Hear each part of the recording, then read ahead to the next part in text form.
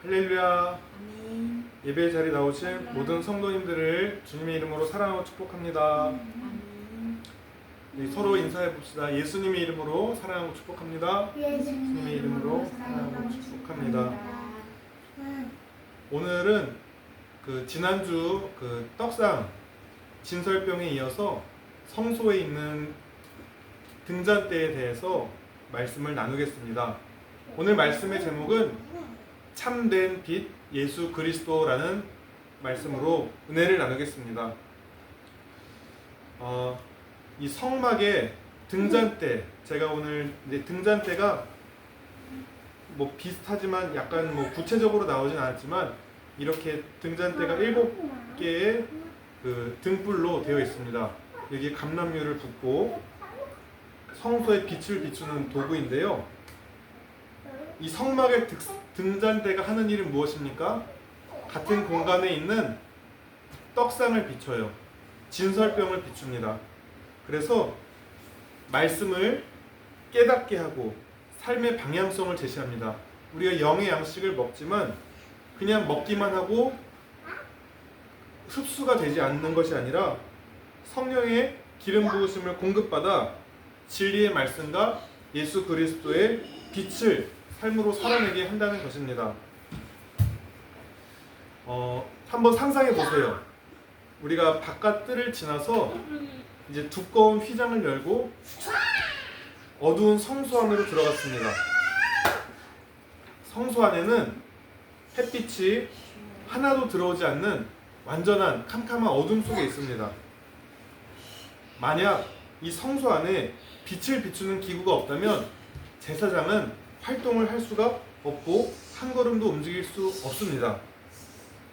이 절대적인 어둠 속에서 성소를 밝게 비추는 그것이 오늘 바로 성막의 등잔대 메노라라고 하는 것입니다. 오늘 본문 신약과 연결해 보면요, 예수님은 자신을 세상의 빛이라 하셨습니다. 이것을 등잔대와 연결해 보면은 예수님은 빛의 근원이 되십니다. 참 빛으로 오셨죠. 예수님은 우리의 참 빛이시고 우리는 그 빛을 담아내는 등잔대입니다. 요한계시록에서는 금촛대를 가지고 교회라고 합니다. 교회를 금촛대라고 합니다. 우리가 그 역할을 하는 것이죠. 그런데 이 등잔대는 어떻게 만들어지는지 아십니까? 오늘 말씀처럼 순금을 치조와 두들겨서 만들어라. 다른 기구들은 조각목에 순금을 덮는 정도지만 하나님 모세에게 이 순금을 두들겨서 만들어라고 명하셨습니다. 그리고 오직 등잔대는 다른 게 섞이지 않고 순금 한 달란트로 통째로 두들겨서 이렇게 조각해서 만든 겁니다. 이것은 이 금을 수없이 두들겨서 아름다운 살구꽃 형상의 가지와 잔을 만들어내는 것은 예수님의 고난과 십자가의 시련이라는 그 두들김, 고난 속에서 완성된 예수님의 흠없고 완전하신 성품을 이 등잔대에서 예표를 합니다. 뿐만 아니라 이 등잔대에는 7개 등불이 있는데 여기에 순수한 감람류, 즉 올리브 기름이 공급되어야 했습니다. 저녁부터 아침까지 제사장이 불이 꺼지지 않도록 매일 관리했어요. 근데 우리가 감람류를 성경에서 어떻게 묘사합니까? 성령, 감람류는 성령의 역사를 또 상징합니다. 그리고 이 등잔대는 그르신 우리 성도, 교회 공동체를 의미합니다. 또 불은 하나님이 주시는 참된 빛을 의미합니다. 우리가 세상에서 빛된 삶, 소금된 삶을 살아가려고 할 때에 내 힘과 노력으로 쥐어짜내는 빛은 한계가 있습니다. 내 안에 성령의 기름이 공급되지 않으면 우리의 영적인 등불은 순식간에 꺼지고 맙니다. 요한복음 8장 12절에 예수님이 이렇게 얘기하십니다.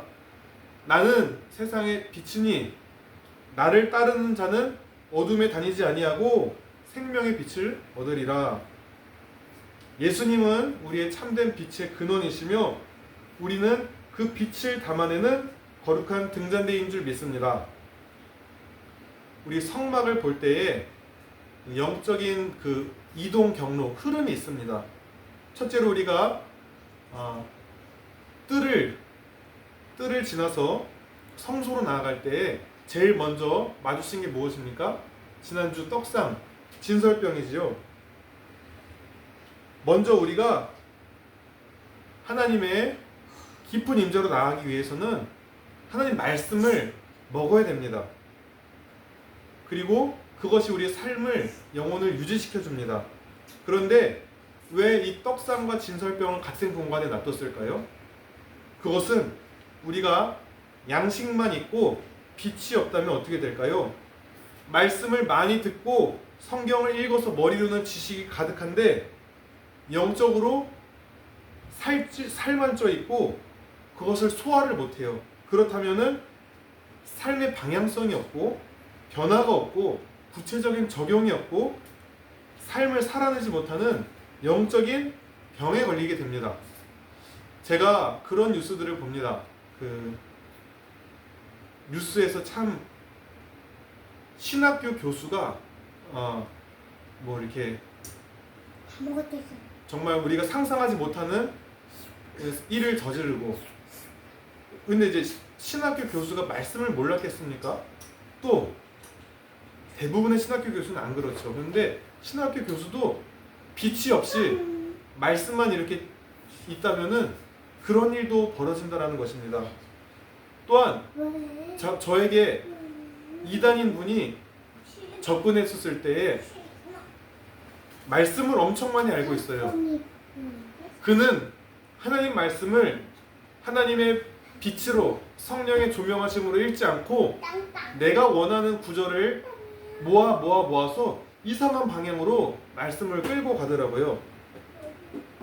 우리가 이 빛이 함께 말씀에 비춰질 때에 하나님 주시는 양식은 그렇게 이해되어야 됩니다.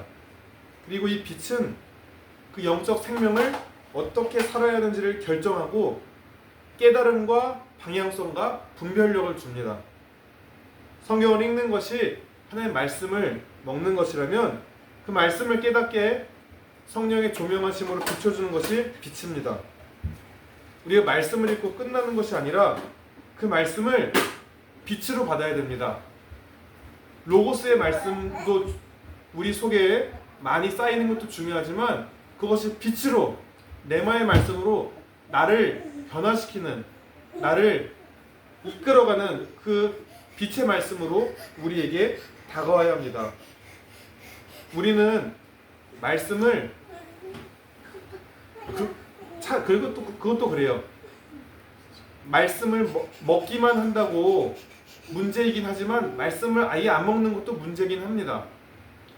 근데 우리가 그저 말씀을 먹고 그냥 머리로만 알고 있는 상태입니까? 아니면 깨달음은 있지만 실천하지 못하는 빛만 있는 상태입니까? 이것은 같이 가야 됩니다. 먹은 말씀을 해석하게 하고 깨달았으면 기도로 또 삶의 자리로 행동으로 나아가게 하는 것이 필요하다라는 것입니다.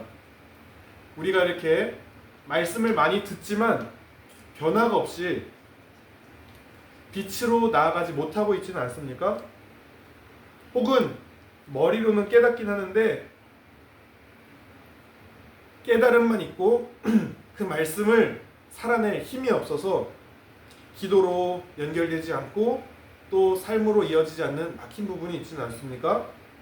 오늘 이 시간 우리 각자에게 막히는 부분이 다를진 모르겠지만 성령님의 은혜로 돌파해내는 우리가 되시기를 예수님의 이름으로 축복하며 기도합니다.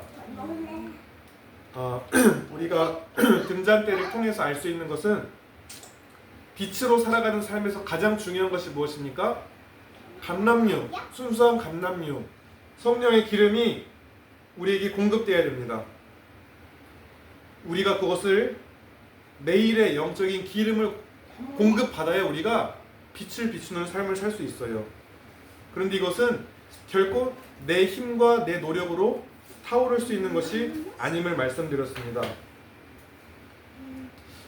그렇다면 우리가 어떻게 성령의 기름을 끊임없이 공급받을 수 있을까요? 스가랴 4장 6절 말씀처럼 이는 우리 힘으로 능으로 되지 않고 오직 하나님의 영으로 됩니다. 첫째로 우리가 이 성령의 기름을 공급받기 위해서는 기도의 자리를 지켜야 합니다. 우리 영적인 호흡을 멈추지 않는 것입니다. 우리 성막의 그 이동 경로를 보면은 떡상에서 양식을 먹고 등잔대의 빛으로 방향을 깨달은 성도는 분향단으로 나아갑니다. 이 분향단은 무엇입니까? 향을 피우며 하나님과 대화하는 기도의 자리입니다. 이 기름을 공급받는